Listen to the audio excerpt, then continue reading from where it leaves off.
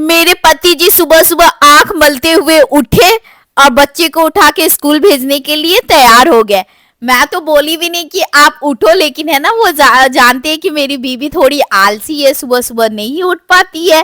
और गाइस सच बताऊं तो इतना ठंडा है ना कि मुझे है ना उठने का मन नहीं करता। ऐसा लगता है ना कि मैं सो ही रहूं और कोई मेरे बच्चे को है ना तैयार करके स्कूल भेज दे। अंश सुबह सुबह देखिए ना नहा लिया है और नहाने के साथ साथ उसे इतना ठंडा लग रहा था कि मैंने उसे ब्लैंकेट उड़ा दिया है। उसके बाद मैं यहाँ पे ना रात को ही किचन क्लीन करके सो रही थी, क्योंकि मेरी काम वाली ने मुझे है ना धोखा दे दिया। अभी वो मेरा काम छोड़ के चली गई है ठंडे के दिन में, तो रात में मैं किचन अपना साफ करके सोती हूँ। तो यहाँ पे अंश, सच बताऊं ना गाइस, तो है ना माँ बाप ही ना पढ़ाई कर रहा है आजकल। अगर माँ बाप है ना पढ़ाई बच्चों के साथ पढ़ाई नहीं करे तो बच्चा है ना पढ़ नहीं सकता। जितना स्ट्रगल है ना माँ बाप कर रहा है ना, उसी के अकॉर्डिंग बच्चा पढ़ रहा है।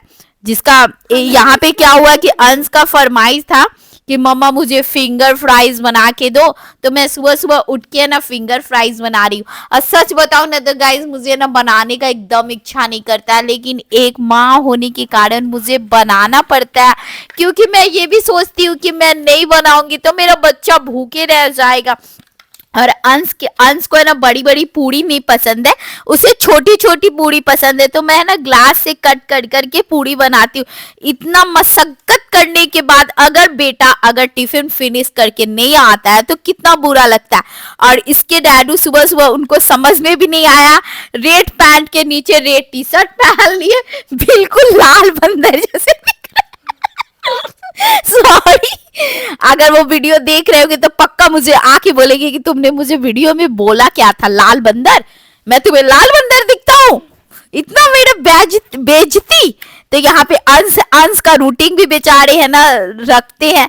ये क्या बोलते हैं कि हमारे माँ बाप है ना सिर्फ है ना इतना नहीं करते थे कि रूटीन, आजकल के ना माँ बाप बच्चों के पीछे पीछे पड़े रहते हैं, तब जाके बच्चा है ना पढ़ाई करता है। गाइज आजकल पढ़ाई इतना डिफिकल्ट हो गया है, तो इतना करने के बाद अगर बच्चा पढ़ ले तो माँ बाप सक्सेस हो जाता है लाइफ में, है ना। इसके बाद है ना आजकल है ना बहुत ठंडा हो रहा है, तो अंश को हम लोग सोच रहे थे कि स्वेटर पहना के रखे, तभी कैंडी है ना बाहर की ओर भागे जा रहा था और अंश है ना स्वेटर पहन रहा था। और इसके डैडू है ना खुद बैग लेके जाते हैं, समझते हैं कि मेरे बच्चे पे है ना कॉपी किताब का बोझ नहीं आए। जहां तक मैं अपने बच्चे को छोड़ू वहां तक मैं ऑटो तक कम से कम बैग तो कैरी करके ले जा सकता हूँ। और अंश यहाँ पे भगवान जी का पूजा कर रहा है, फिर उसके बाद भगवान के बाद मम्मा डैडू सबका पूजा करता है। तो गाइज मैं सोचती हूँ कि मेरा बच्चा के दिमाग में कम से कम इतना तो रहना चाहिए संस्कार की कम से कम माँ बाप का इज्जत करे। अगर ये संस्कार अगर जवानी तक बरकरार रहे, इसका जवानी से बुढ़ापे तक, तो है ना माँ बाप है ना बहुत जिंदगी में सफल हो जाता है। यहाँ पे अंश के डैडू जा रहे हैं अंश को लेके, और जैसा कि मैंने बताया कि मेरी काम वाली ने धोखा दे दिया था, तो मैं रात को ही किचन विचन साफ करके सो रही थी और घर भी साफ कर लिया था। तो यहाँ पे मुझे जिम जाना था। जैसे ही अंश डैडू के साथ नीचे गया, ऑटो वाले ने भी अंश को धोखा दे दिया, ऑटो वाले भी नहीं आया।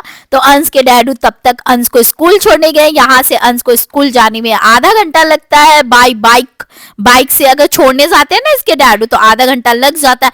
जब तक इसके डैडू आए तब तक मैं अपना घर क्लीन कर ली, बेड पूरा। उसके बाद हम लोग जिम गए और डैडू इसके जिम ऐसे कर रहे हैं जैसे लग रहा है एक दिन में ही अपना बॉडी बना लेंगे, लेकिन ऐसा कुछ नहीं है। इसके डैडू जब जिम जाते हैं तो 2 दिन कंटिन्यू जाएंगे, तीसरा दिन सो जाएंगे। गाइस तो होता है ना कि शादी होने के बाद थोड़ा आलस आ जाता है, इसीलिए तो यही हरकत के कारण तो इनका पेट निकल गया।